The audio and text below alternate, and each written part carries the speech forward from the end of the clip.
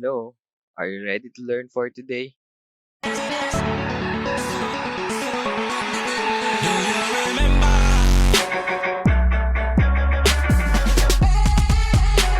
What you will learn for today is all about an introduction lesson about quadratic function. By the end of this lesson, you should differentiate our lesson before about quadratic equation and this new lesson about quadratic function. At the same time, we'll try to relate your lesson on grade 8 about linear function to this new type of function that we'll be learning for today. So our lesson for today will be all about models of quadratic function. So to start, let's try to recall your lesson on grade 8 about linear function. So kindly bring out your notebook. We'll have this activity first. So let's define a linear function first. A linear function is having the exponent of x term in 1 or first power. It also follows the definition of a function degree of 1. So in other words, the highest value of the exponent of a variable or variable x here is 1. For each input of x, there is exactly one output of y. So this is what a function will give us. Unlike an equation only gives us one variable. In our case, it's always x. But in a linear function, once this one is a function already, not an equation, there's a presence of these two variables, x and y. Because this is the only time that we'll be having graphs because it's already a function. So I hope you already got your notebook. So let's try to have this activity. So among these different functions or equations that you'll be seeing on the right side of the screen. Yan, pakisulat dyan kung ano-ano dyan yung sa tingin nyo linear function. Sige, bigyan ko kayo ng 5 seconds to pause the video and try to identify which of this following. So, bigyan ko kayo ng clue. I think apat dyan linear function. Sige, 5, 4, 3, 2, 1. Okay. Nakuha nyo na? So, tingnan natin. This one is a linear function. There's a presence of a function y is equal to x, and the highest exponent of the variable x is 1. Next, this is also a linear function, which is x is equal to y is equal to negative 4. So as you can see, the famous equation that we've been doing during our grade 8 is y is equal to mx plus b. But if you take a look at here, it doesn't look like a y is equal to mx plus b. But if you try to convert this one into y is equal to mx plus b, this will just be equal to y is equal to x minus 34. Or rather, yeah, x plus 34 pala. Yan. So that will be that y is equal to mx plus b form of this one. So ito rin yung isa.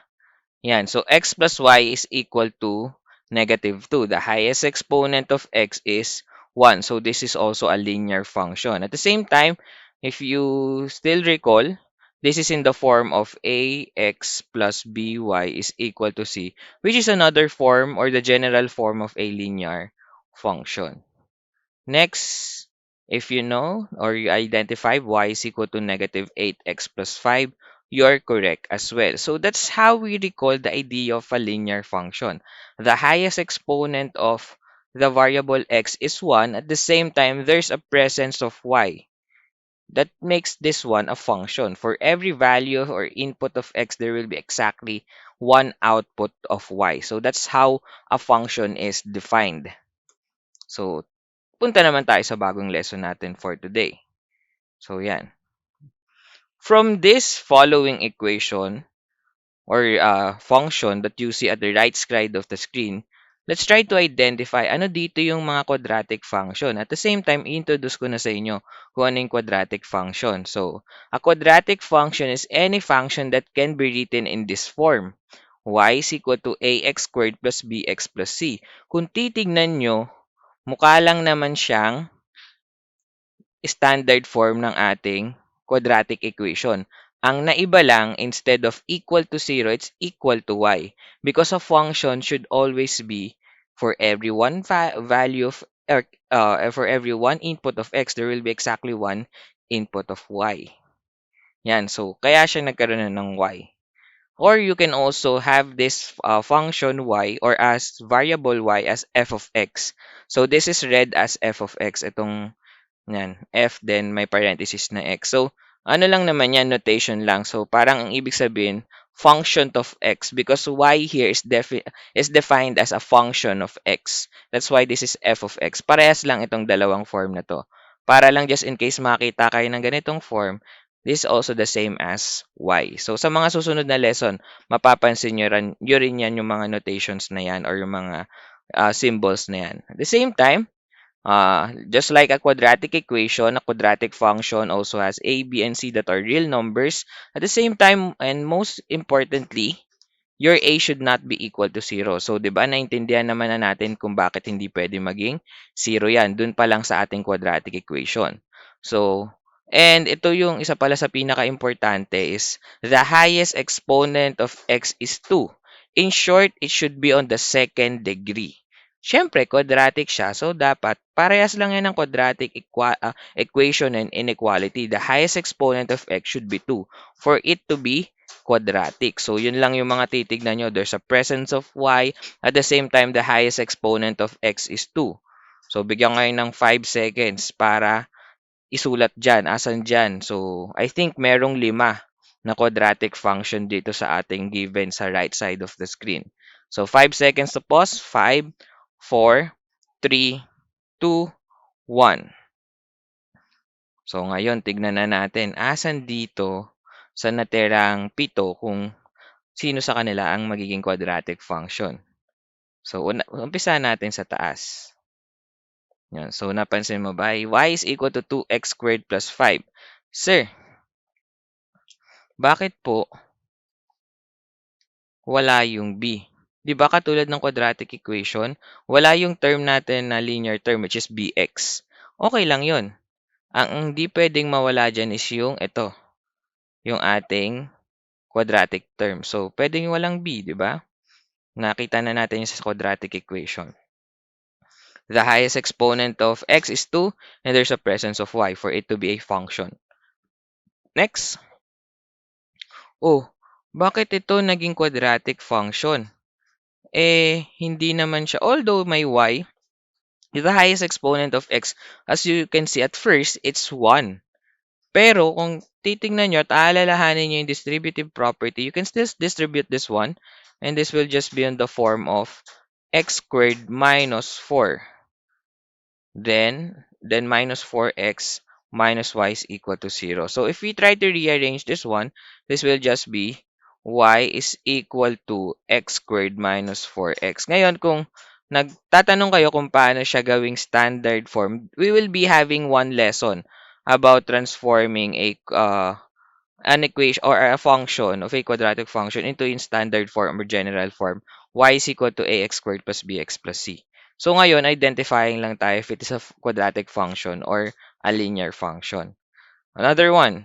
So ito yung pinakamadaling quadratic function. See? Y is equal to x squared. Pasok dyan.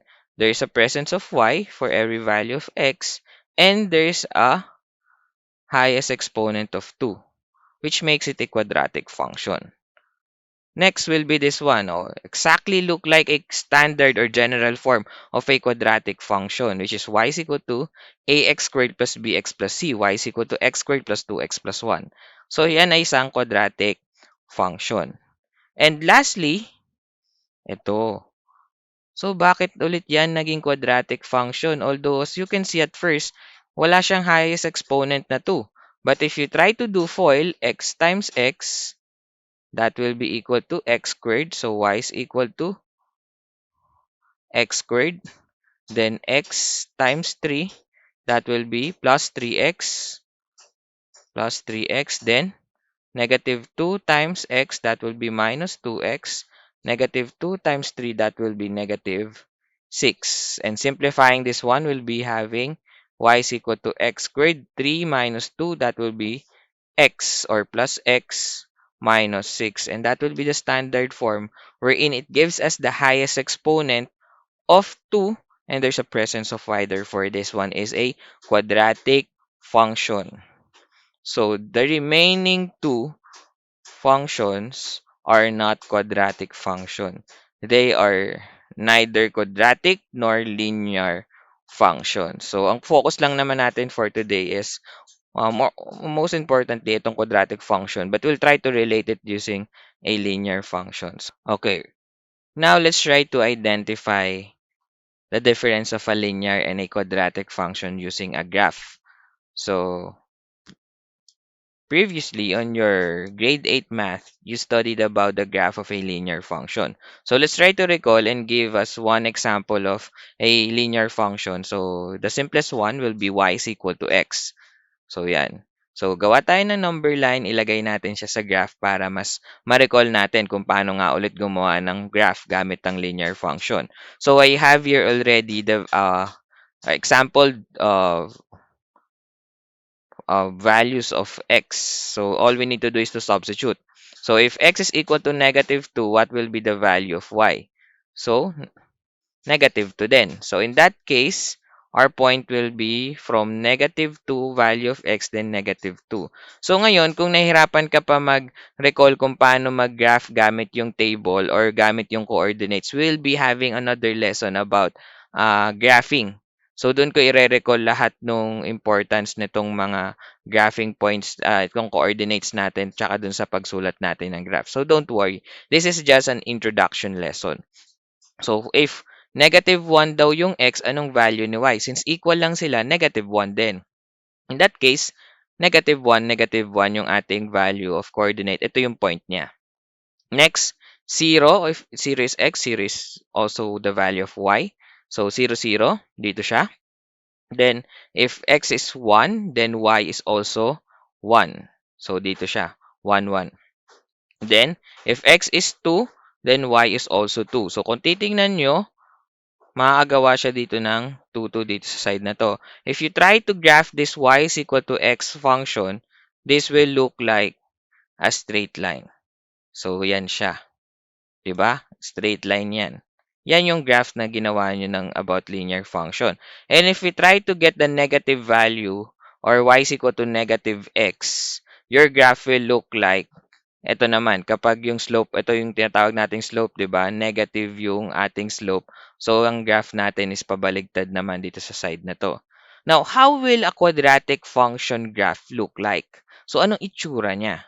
So, once again, let's try to have an example. Y is equal to x squared, the simplest form of a quadratic function. And we'll try to have a graph as well. So, this case, iba na yung magiging value natin kasi x squared na siya. I-square natin, doon natin makukuha yung value ni y. Substitution yung gagamitin natin dito.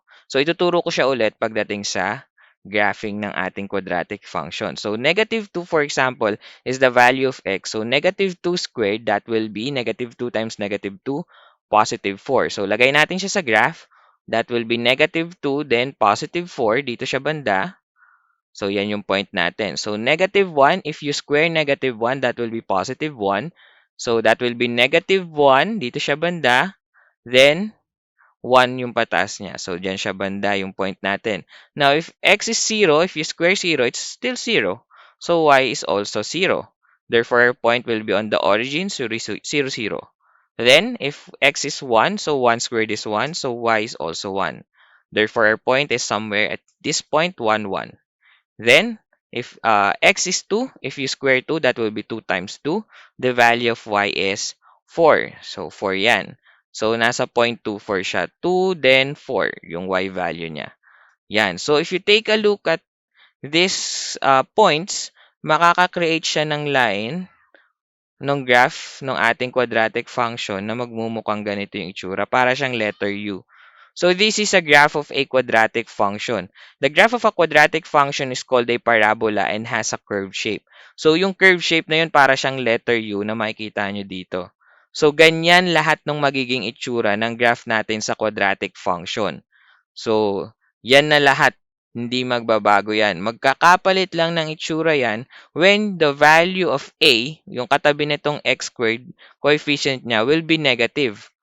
Kasi kapag negative, this letter U will be inverted. It will now be facing or opening downwards. So, yan yung dalawang case kung saan ganyan yung mangyayari sa ating quadratic function. Gets po? Sige nga, kung naiintindihan nyo, let's try to have this activity. So, here you have to identify if the graph represents a quadratic function or not. So, siguro kung quadratic function, lagay nyo lang quadratic function. If not, lagay nyo dyan not quadratic function. So, sige, example tayo. Hindi nyo naman na kailangan i-draw yung graph. Okay, number 1. Sige, do you think it's a quadratic function? Yan. 3, 2, 1. Ano kaya naging sagot mo? Yes, it's a quadratic function. This looks like a quadratic functions graph which is a parabola. Example number 2. Yan, mukha ba siyang parabola? Sige, write your answer on your notebook. 3, 2, 1. This is not a quadratic function. Letter U lang or mukhang parabola. It's either facing upward or facing downward. Hindi yan mukhang parabola. So this is not a graph of a quadratic function. Next, how about this one? Do you think it's a quadratic function? Sige, write on your notebook. 3, 2, 1. So, obviously, ito ay kamukha nung inyong lesson ng grade 8 which is a line. This is a graph of a linear function. So, yung number 2, I think that's a graph of a cubic function. Raised to 3 naman yung highest exponent niya. Now, for number 4, this one, do it look like a quadratic function graph to you which is a parabola? Write it on your notebook. 3, 2, 1. Okay, this one, yes, it's a graph of a quadratic function. Although, this is opening downward. So, may mga lesson, pag nagkaroon tayo ng lesson about graphing, a quadratic function, yan, focus natin kung kailan siya mag-opening upward or downward. Next, ito kaya, number 5. Is this a graph or a parabola? Sige, write your answer in 3, 2, 1. If you write that this one is a quadratic functions graph, which is a parabola, you're correct. Okay, let's go to the last one. Yan. Do it look like a parabola to you?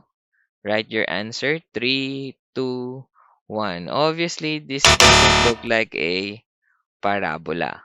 So, this is not a graph of a quadratic function. So, that's how you classify the graph of a quadratic function. It should just look like a parabola, which is a curve or like a letter U opening upward or downward. Okay, let's proceed to this next part of the lesson. So, which of the following do you think is a real-life models which represents a quadratic function or a linear function? So, dito, you will just identify quadratic ba siya or linear. Okay, so example number 1. Richard predicted that the number of mango trees X planted in a farm could yield to Y is equal to negative 20x squared plus 2,800x per year. So, ang galing naman ni Richard. Nag-predict lang siya. Meron pang equation or function na binigay. Anyway, so, when answering and identifying if the given function is linear or quadratic, so titignan lang natin yung binigay. As you can see, the highest exponent of x is 2. And this one is a function because there's a presence of y for every values of x.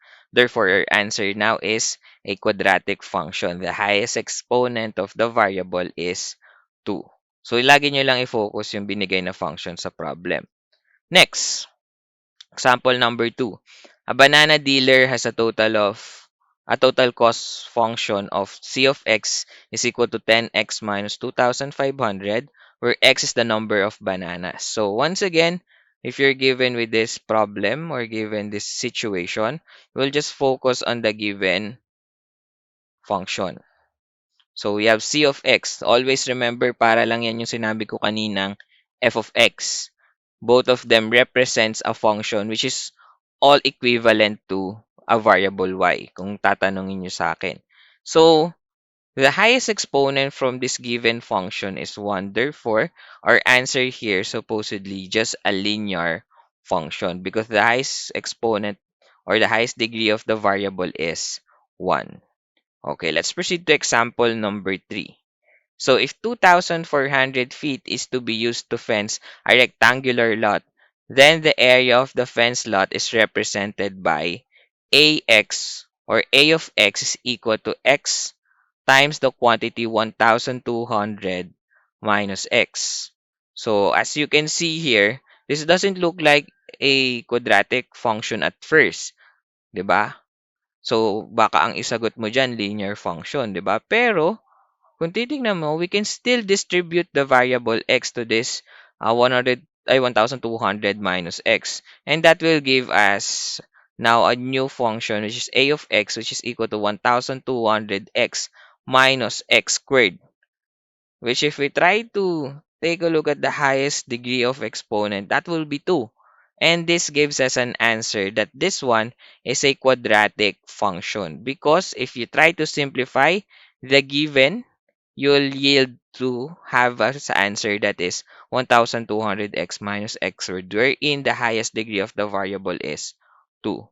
So those are the uh, different models in a problem of a quadratic function. Okay, right now you try.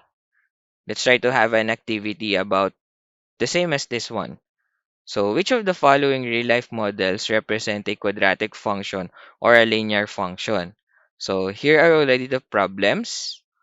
I'll give you 5 seconds to pause the video and write your answer. You'll just write quadratic function or linear function. Sige, 5 seconds to write your answer on your notebook. 5, 4, 3, 2, 1. Okay, let's identify now the answers. Okay, for number 1, the answer is quadratic function.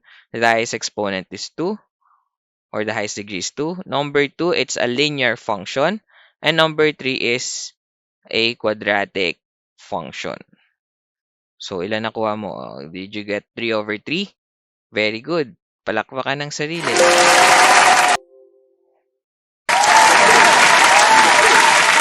Diba? Okay, so let's proceed to the lesson.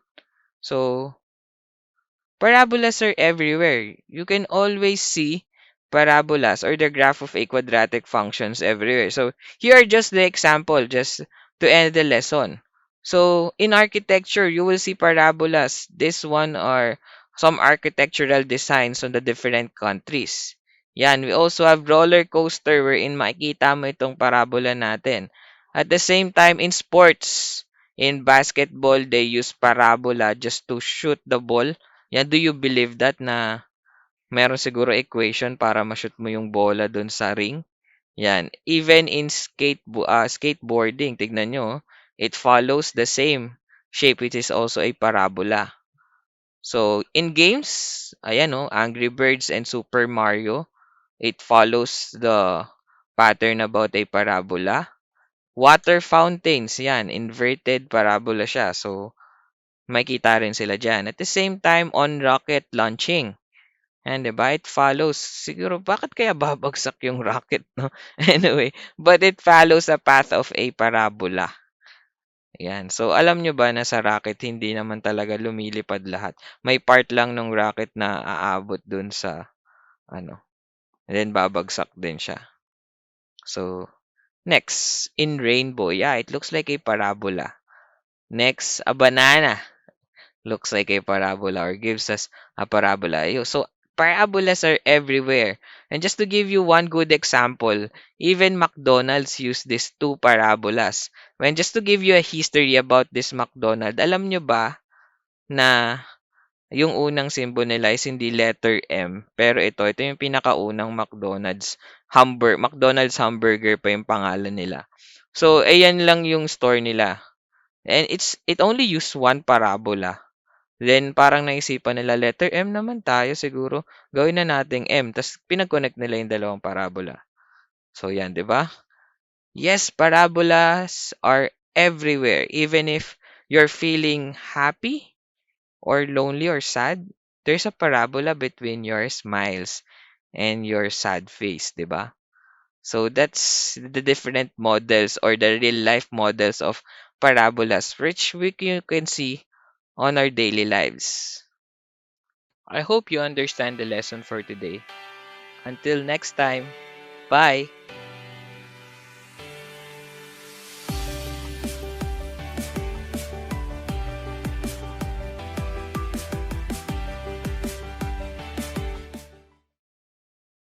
Ang galing! Ang galing!